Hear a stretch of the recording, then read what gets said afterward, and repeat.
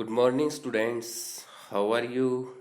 I hope you will be fit and fine and on cloud nine. We are reading our first lesson, our constitution from our SST book, and now we will start it from very first. लेकिन हम इसको शुरू करने से पहले constitution के बारे में जो बेसिक थिंग्स हैं उनके बारे में जानेंगे। लेसन को हम फर्स्ट लाइन से पढ़ने से पहले हम इसकी बेसिक जो चीज़ें हैं उनके बारे में जानेंगे। तो कॉन्स्टिट्यूशन सबसे पहले किस वर्ड से बना है, कौन सी लैंग्वेज से लिया गया है, इसके बारे में भी हम जानेंगे। तो कॉन्स्टिट्यूशन से स्टार्ट करते हैं। हम जो कॉन्स्टिट्यूशन है, कॉन्स्टिट्यूशन वर्ड कॉन्स्टिट्यूट वर्ड से बना है जो लैटिन लैंग्वेज से लिया गया है। अगर इसके हिंदी मीनिंग की बात करते हैं तो इसका हिंदी मीनिंग होता है गठित होना। अब गठित किसको करना है? Set of laws, set of rules. तो रूल्स को सेट करना है, सेट जो कॉन्स्टिट्यूट करना है किसको करना है? रूल्स को करना है। तो कॉन्स्टिट्यूशन का अगर हम बेसिक मीनिंग देखें तो बेसिक मीनिंग में हम कह सकते हैं the first function of a constitution is to provide a set of a basic rules. कि जो कॉन्स्टिट्यूशन का फर्स्ट फंक्शन माना गया है वो यही माना गया है कि वो हमें बेसिक रूल्स का एक सेट प्रोवाइड कराता है that allow for minimal coordination, जो मिनिमल कोऑर्डिनेशन को अलाउ करता है। कोऑर्डिनेशन मीन्स होता है समन्वय स्थापित करना, यानी कि हमारे यहाँ पर अलग अलग भाषाओं को, अलग अलग धर्मों को, अलग अलग एरिया से जो लोग हैं उनमें कोऑर्डिनेशन बनाने के लिए इन हमारे लिए एक सेट ऑफ रूल्स जो है वो तैयार करता है। अगर हम कॉन्स्टिट्यूशन की बेसिक डेफिनेशन के बारे में बात करते हैं तो कॉन्स्टिट्यूशन इज द बेसिक और fundamental laws of a state. तो कॉन्स्टिट्यूशन जो होता है बेसिक और फंडामेंटल लॉज होते हैं किसके? Of a state. अब बात आती है कि कॉन्स्टिट्यूशन की टाइप्स क्या होती हैं। कॉन्स्टिट्यूशन को हम 4 टाइप से डिफाइन कर सकते हैं। 4 टाइप्स कौन सी होती है? एक तो रिटन कॉन्स्टिट्यूशन होता है, एक अनरिटन कॉन्स्टिट्यूशन होता है, एक रिजर्व्ड कॉन्स्टिट्यूशन होता है और एक फ्लेक्सिबल कॉन्स्टिट्यूशन होता है।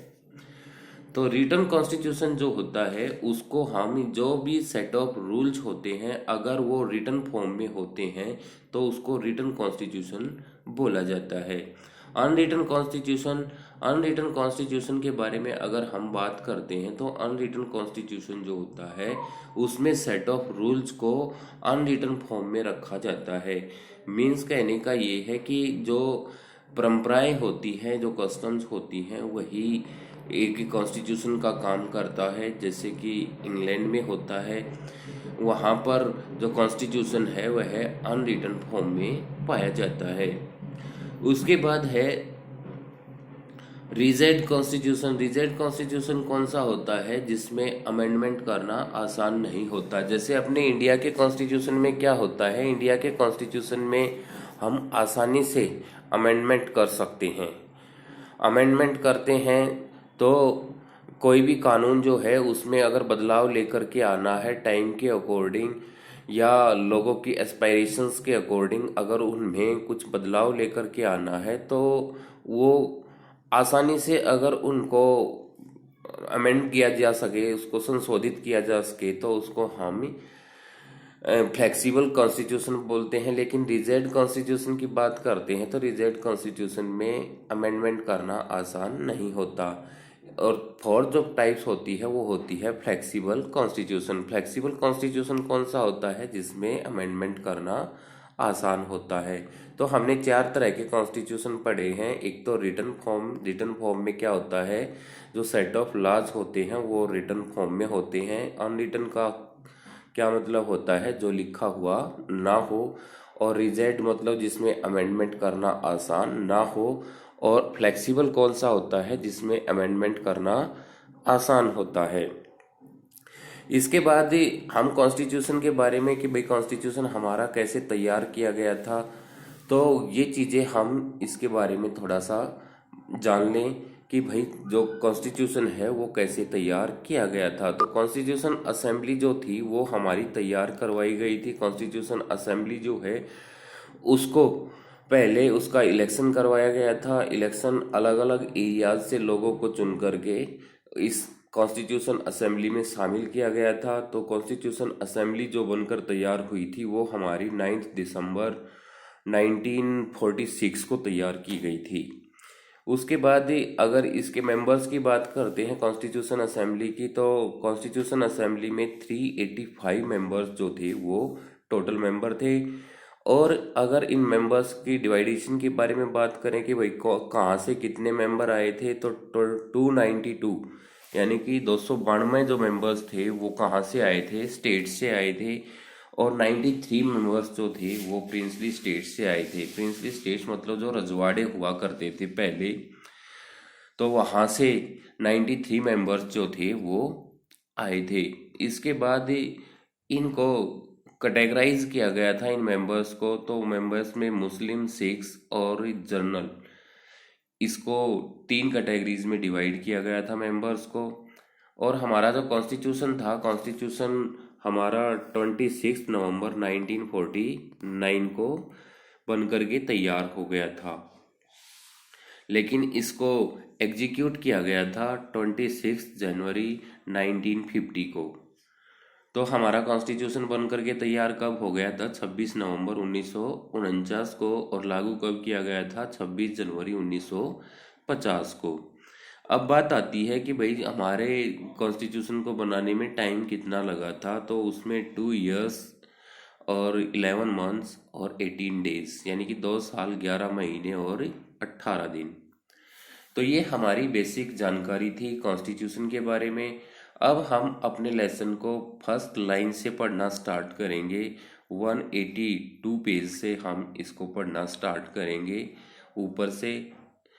तो आप अपनी टेक्स्ट बुक से पढ़ सकते हैं इसको। पहले आप वीडियो को ध्यान से देखिए, लाइन टू लाइन इसको समझने की कोशिश कीजिए। वर्ड्स के मीनिंग ध्यान से सुनिए कि कौन से वर्ड का क्या मीनिंग बताया जा रहा है, ताकि आपको अपनी टेक्स्ट बुक से पढ़ने में आसानी हो। तो ऊपर से देखेंगे हम, एक कॉन्स्टिट्यूशन सिग्निफाइज इंडिपेंडेंस। जो कॉन्स्टिट्यूशन है वह सिग्निफाई करता है इंडिपेंडेंस को, यानी कि सबसे ज्यादा महत्व किसको देता है? स्वतंत्रता को देता है। It establishes the main organs of the government. इसके द्वारा मेन ऑर्गन्स जो गवर्नमेंट के मुख्य अंग होते हैं उनको क्या किया जाता है? उनको रेडी किया जाता है, उनको एस्टैब्लिश किया जाता है। इसके बाद दिया गया है कि भाई वो मेन ऑर्गन्स होते क्या हैं। तो मेन ऑर्गन्स, एक तो लेजिस्लेचर दिया है, एग्जीक्यूटिव दिया है, तीसरा क्या दिया गया है? जुडिशरी दिया गया है। लेजिस्लेचर जो होता है इसका मीनिंग होता है विधानमंडल, जिसका काम होता है कानूनों को बनाना। एग्जीक्यूटिव क्या होती है? कार्यपालिका, जिसका काम होता है जो विधानमंडल यानी कि लेजिस्लेचर द्वारा जो कानून बनाए जाते हैं उन कानूनों को एग्जीक्यूट करना। और फिर आता है जुडिशरी। जुडिशरी का मतलब होता है न्यायपालिका। हिंदी में हम इसको क्या बोलते हैं? न्यायपालिका। तो जो कानून बनाए जाते हैं उनकी देखरेख करने का काम जुडिशरी का होता है, यानी कि इनको प्रोटेक्ट करने का काम किसका होता है? जुडिशरी का। A constitution defines the powers and responsibilities of each organ of the government. Constitution जो है वो पावर्स और रिस्पॉन्सिबिलिटी को डिफाइन करती है गवर्नमेंट के प्रत्येक ऑर्गन के लिए, यानी कि गवर्नमेंट के जो अंग होते हैं उन तीनों अंगों के लिए उनकी पावर्स और रिस्पॉन्सिबिलिटीज को डिफाइन करता है। It regulates the relationship between 3 organs. ये क्या करता है? And also with the people, यानी कि ये रिलेशनशिप को नियमित करता है किसके बीच? तीनों ऑर्गन्स के बीच और लोगों के बीच, यानी कि गवर्नमेंट के जो 3 ऑर्गन्स हैं और लोगों के बीच क्या करता है? रिलेशनशिप को रेगुलेट करता है। It also enumerates our rights and duties as citizens. और ये क्या करता है? एनुमरेट करता है और राइट्स, हमारे अधिकारों को, और किसको? हमारी ड्यूटीज को। सिटीजन्स के प्रति जो हमारी यानी कि हमारे अधिकार और ड्यूटीज होती हैं सिटीजन्स की, उनको क्या करता है, एनुमरेट करता है, यानी कि उनकी सूची बनाता है। एनुमरेट का मतलब क्या होता है, सूची बनाना। It contains our national goals such as democracy, secularism and socialism. तो जो हमारा कॉन्स्टिट्यूशन है उसमें हमारे कुछ नेशनल गोल्स होते हैं, उद्देश्य होते हैं, जिसमें डेमोक्रेसी, सेकुलरिज्म और सोशलिज्म को शामिल किया जाता है। डेमोक्रेसी लोकतंत्र होता है, सेकुलरिज्म क्या होता है, धर्म निरपेक्षता होता है, और सोशलिज्म क्या होता है, समाजवाद होता है। To achieve these goals it envisages various plans for implementation by the government।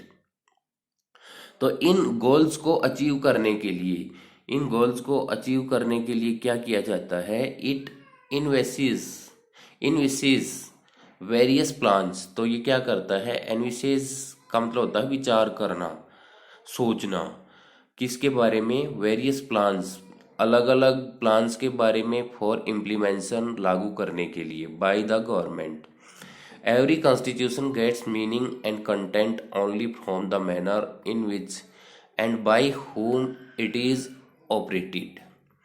तो प्रत्येक जो कॉन्स्टिट्यूशन है वो क्या करता है, उसका मीनिंग प्राप्त होता है और कंटेंट प्राप्त होता है, कैसे, कि भाई वह किस तरह से काम करता है और उसको किस तरह से ऑपरेट किया जा रहा है। In this way our constitution is very important to us. कि भाई जो कॉन्स्टिट्यूशन है ना वो हमारे लिए क्या करता है कि भाई किसको कैसे काम करना है और किस तरह से करना है, ये चीजें हमारे लिए तैयार करके देता है। और इस प्रकार से जो हमारा कॉन्स्टिट्यूशन है वो हमारे लिए बहुत ज़्यादा इम्पोर्टेंस रखता है। It is our foremost duty, तो it is our foremost duty to respect our constitution. कि हमारी जो सबसे पहली ड्यूटी बनती है वो क्या बनती है कि कॉन्स्टिट्यूशन का रिस्पेक्ट ही किया जाए। अब आता है meaning of constitution. Meaning of constitution में कि भाई कॉन्स्टिट्यूशन का मीनिंग क्या होता है। Constitution is a fundamental legal document that contains the rules according to which the government of a country functions. Constitution जो होता है वो फंडामेंटल लीगल डॉक्यूमेंट होता है, कानूनी डॉक्यूमेंट होता है, जिसमें कुछ रूल्स को शामिल किया जाता है, जिसके अकॉर्डिंग गवर्नमेंट जो है किसी भी देश की वो काम करती है। दीज रूल्स और laws are called the basic laws. इन रूल्स को क्या बोलते हैं, बेसिक लॉज बोलते हैं। These laws are superior to all the laws of a country. ये जो कानून होते हैं ये देश के दूसरे कानूनों से सबसे ऊपर होते हैं। That is the laws written in the constitution act as the source according to which rules and regulations of governing a country are framed. ये कानून जो हैं ये लिखित होते हैं कॉन्स्टिट्यूशन में, और किसी भी गवर्नमेंट को किस तरह से शासन करना है ये सारी चीज़ें उसमें दी गई है। यानी कि कॉन्स्टिट्यूशन के अकॉर्डिंग ही किसी देश का शासन चलाया जाता है। Every law enacted by the government has to be in conformity with the constitution. और प्रत्येक जो कानून है उसको लागू किया जाता है सरकार के द्वारा to be in conformity with the constitution. यानी कि पूरा का पूरा उसको कॉन्स्टिट्यूशन के अनुकूल होकर के उसको लागू करना पड़ता है। But the constitution constantly grows and evolves according to needs, requirements and aspiration of the people and functioning institution. लेकिन जो हमारा कॉन्स्टिट्यूशन है वो लगातार ग्रो करता है, विकास करता है। इवॉल्व मतलब उसका ग्रो करना ही होता है, ये भी विकास करना, according to needs requirements and aspiration of the people. लोगों की आवश्यकताओं के अनुसार और उनकी एस्पायरेशन महत्वाकांक्षाओं के अनुसार। और कोई भी इंस्टीट्यूशन जो है उसके फंक्शन के अकॉर्डिंग जो हमारा कॉन्स्टिट्यूशन है उसको ग्रो करना पड़ता है। द रोल और the need for a constitution. इसका मतलब क्या होता है कि जो रोल होता है और नीड होती है कॉन्स्टिट्यूशन की, वो क्या होती है? एवरी ऑर्गेनाइजेशन और society needs certain rules and regulation for its smooth functioning. प्रत्येक ऑर्गेनाइजेशन सोसाइटी के लिए रूल्स रेगुलेशंस की नीड होती है उसके स्मूथ फंक्शनिंग के लिए, यानी कि उसको अच्छे से चलाने के लिए उसके उसको किस चीज़ की ज़रूरत होती है? रूल्स की ज़रूरत होती है। For example we play games like cricket, football etcetera. जिस तरह से हम कोई भी गेम खेलते हैं, चाहे क्रिकेट का है, फुटबॉल है, हॉकी है या अदर गेम कोई भी है, तो क्या होता है? Each game has some rules according to which it is played. तो उस खेल के जो रूल्स होते हैं, नियम होते हैं, उन्हीं के अकॉर्डिंग हमें उस खेल को खेलना पड़ता है। These rules help to define the game. और ये रूल जो खेल के लिए बनाए गए हैं वो उस खेल को डिफाइन करते हैं। They also help us in distinguishing one game from another. अगर सारे के सारे खेल एक ही तरीके से खेले जाए तो एक खेल का दूसरे खेल के साथ डिफरेंस हमें पता नहीं लग पाएगा। तो ये रूल जो होते हैं प्रत्येक खेल के लिए, ये क्या करते हैं? हमारी दूसरे गेम्स के साथ जो पहचान है उसको बताते हैं कि भाई ये खेल दूसरे खेल से कैसे अलग है।